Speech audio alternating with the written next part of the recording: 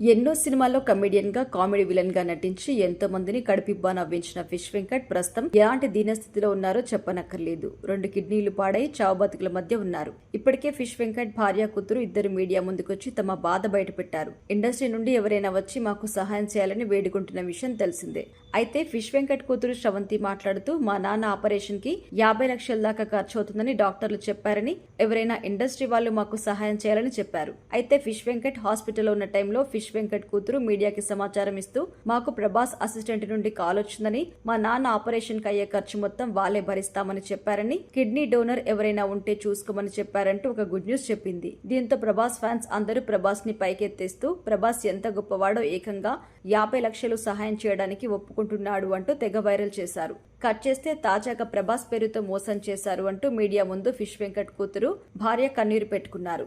Prabhas assistant అంటూ call చేశారు. మళ్ళీ కాల్ చేస్తే లిఫ్ట్ చేయడం లేదు, అస్సలు కలవడం లేదు. వాళ్ళే మాకు స్వయంగా ఫోన్ చేసి ప్రభాస్ మీ భర్త ఆపరేషన్ కి అయ్యే ఖర్చు మొత్తం భరిస్తామని చెప్పారని, 50 లక్షలు ఇస్తామని మాటిచ్చారు. తర్వాత చాలా సంతోషపడ్డాం. కానీ మళ్ళీ వాళ్ళు ఫోన్ చేస్తే కలవడం లేదు, అది ఒక ఫేక్ కాల్ అని తెలుస్తుంది అంటూ చెప్పారు. అలాగే ఇండస్ట్రీ నుండి ఎవ్వరు కూడా మాకు సహాయం చేయలేదని, ఫిష్ వెంకట్ స్నేహితులే కొన్ని డబ్బులు తీసుకొచ్చి మాకిస్తే ఆ డబ్బులతోనే నెట్టుకొస్తున్నాం. గబ్బర్ సింగ్ మూవీలోని అంత్యాక్షరి టీం అందరూ వచ్చారు, కానీ అందులో ఒక వ్యక్తి ₹1,00,000 ఇచ్చారు, మిగతా వాళ్ళు సైలెంట్ గానే వెళ్లారు అంటూ షాకింగ్ విషయం బయటపెట్టారు ఫిష్ వెంకట్ భార్య. ప్రస్తుతం ఈ విషయం నెట్టింటా వైరల్ గా మారడంతో చాలా మంది షాక్ అవుతున్నారు. ఇక ఫిష్ వెంకట్ చివరిగా కాఫీ విత్ ఏ కిల్లర్ అనే మూవీలో కూడా నటించారు.